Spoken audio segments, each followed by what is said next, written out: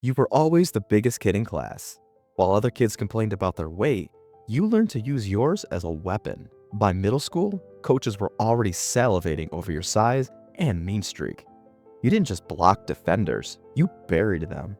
You finished every play with violence, not because you had to, but because you wanted to. High school becomes your kingdom. You're not fast, you're not pretty, but you're meaner than anyone who steps across from you. The quarterback gets all the attention, but he wouldn't last 5 minutes without you. You create running lanes so wide trucks could drive through them. You give him so much time in the pocket, he could file his taxes back there. Do you get the credit? Hell no. But you don't care. You love the violence. You live for the moment when you can legally destroy another human being. College recruiters come calling because of your nastiness. They don't care about your GPA or your character. They want that dog in you. You choose the school that promises to make you meaner, stronger, more violent. College ball is where you learn the real tricks, the holds that look legal, the late hits that seem accidental, the psychological warfare that happens between whistles. You're not just blocking anymore, you're breaking spirits. Your junior year, you're team captain, not because you're the most talented, but because you're the most feared. Teammates respect you. Opponents avoid eye contact. Your quarterback throws for 4,000 yards because you give him all day. Your running back rushes for 1,500 yards because you're moving mountains. The Heisman voters don't even know your name, but every defensive coordinator in the country game plans around you. The NFL draft treats you like livestock at auction. They measure everything: your arms, your hands, your flexibility. You bench 225 pounds 37 times and run a 5.2 40. Not bad for someone carrying 320 pounds of muscle and rage. The scouts love your nasty streak and finishing ability. Translation: you're mean enough to survive in their world. Third round, you hear your name called. Not first round like the quarterback, not second round like the receiver. Third round, where the workhorses go. Your family celebrates, but you know the truth. You're expendable, replaceable, one injury away from irrelevance. Training camp is war. You're fighting for your life against veterans who've been doing this for years. They don't help you. Why would they? You're trying to take their job, their money, their identity. Every practice is a battle. Every rep matters. The coaches scream at you constantly. Your technique isn't perfect. Your footwork needs work. Your hands aren't strong enough yet. Your first game, you give up a sack. The quarterback gets planted, and it's your fault. In the film room, they play it over and over. Everyone watching your failure in slow motion. The veterans shake their heads. The coaches make notes. You're not ready, but ready or not, this is your job now. By year 3, you've figured it out. You're not just surviving anymore, you're dominating. Pass rushers fear you. Your quarterback has all day to throw. Your running back consistently finds holes. The offense clicks, and you're the engine making it run.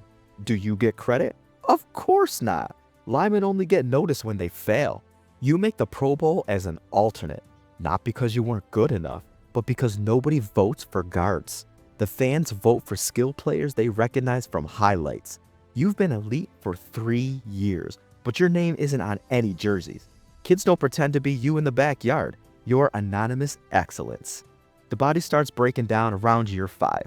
The 320 pounds that makes you dominant also destroys your joints. Your knees ache constantly. Your back seizes without warning. You eat 6,000 calories a day just to maintain your size. Your hands are permanently swollen from years of combat. You pop painkillers like candy just to practice. The media ignores you completely until you screw up. One holding call and you're undisciplined. One missed block and you're struggling. Meanwhile, the receiver drops 3 passes and he's just having an off day. The quarterback throws 2 picks and he's taking chances. But you, one mistake, and you're trending on Twitter for all the wrong reasons. Year 7, you finally make the actual Pro Bowl, not as an alternate, as a starter. The recognition feels good, but it's hollow. You've been this good for years. Why did it take so long for people to notice? In Hawaii, you dominate in practice, pancake Hall of Famers in the game and get zero camera time. All the highlights show skilled players playing touch football while you're out there actually competing. Year 9, they draft your replacement, second round pick, fresh out of college, 30 pounds lighter and 10 years younger. They call it adding depth, but you know what it means. Father Time is undefeated and he's coming for you next. The young kid studies your every move, learns your techniques, waits for his chance to take your job. Your body betrays you first.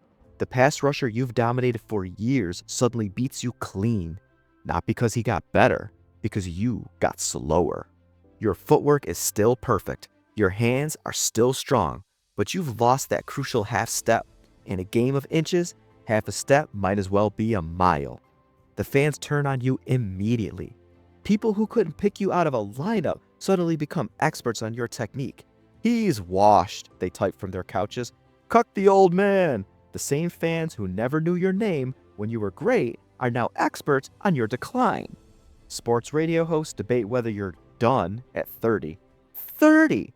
When quarterbacks are just hitting their prime. Mid-season, the inevitable happens. Coach calls you into his office. "We're going in a different direction." The rookie takes your job. You become a veteran mentor, NFL code for expensive backup. You dress for games but rarely play. When you do, it's garbage time or goal line. The position you've mastered for a decade is suddenly someone else's. They release you in March. No ceremony, no thank you, just a phone call from someone you've never met. 8 years of protecting their franchise quarterback, and you get 5 minutes of small talk before they just wish you luck. Professional sports is a business, they remind you, as if you needed reminding. Free agency is humbling. Your agent makes calls, but teams aren't interested. Too old, too expensive, too many miles. The offers that come are insulting. Minimum wage with no guarantees. You've gone from Pro Bowler to afterthought in 2 seasons. Finally, one team takes a chance. New city, new teammates, new chance to prove you're not finished. But this locker room is different. Toxic. The young players don't respect veterans. They think they know better than guys who've been doing this for a decade. The disrespect builds day after day. You bite your tongue, do your job, but the frustration grows. You're supposed to be the leader, but nobody wants to follow. Then it happens. One conversation goes too far. Words are said, lines are crossed. The same intensity that made you great as a player makes you a liability as a person. What should have stayed in the locker room goes public. Suddenly, you're not a veteran leader, you're a locker room cancer. The team cuts you immediately. Other teams won't touch you. Not because you can't play, but because you're a distraction. Your career ends not because your body gave out, but because you finally fought back against years of disrespect. In a league that gives second chances to actual criminals, losing your temper makes you unemployable. Retirement isn't a choice. It's forced on you. You're 31 with the body of a 50-year-old and no skills except moving large humans against their will. Your knees need surgery. Your back is shot. Your hands don't work right anymore. The NFL pension helps, but it's not enough. You try to stay in football, but nobody wants you. High school kids don't respect ex-linemen. College programs hire former quarterbacks and skill players. The NFL blackballs you over one incident while employing coaches with actual criminal records. The same aggression they loved on the field becomes a liability off it. So you watch from home. You see offensive lines getting worse as teams prioritize speed over strength. You watch quarterbacks get killed because their protection can't handle basic pass rushes. You see the position you sacrifice your body for being devalued in real time. Analytics nerds who've never put on pads explain why guards aren't worth paying. The worst part? Nobody remembers the good years. They remember the controversy. 8 years of elite play erased by one bad moment. Your legacy isn't the quarterback you kept clean or the running backs you cleared paths for. It's the incident that ended everything. For a decade, you were the foundation, the anonymous hero who made everyone else look good. You protected million-dollar quarterbacks who never learned your name. You opened holes for running backs who got all the glory. You were the most important player nobody cared about. Now, you're just a cautionary tale, a reminder that in the NFL, some positions matter more than others. Quarterbacks get statues, receivers get endorsements, linemen get forgotten until they're gone, and everyone wonders why the offense stopped working. But you know what doesn't suck? The draft, where some kid is about to learn that being big and mean is just the beginning. Welcome to the trenches, rookie. Hope you're ready to be the most important player nobody remembers.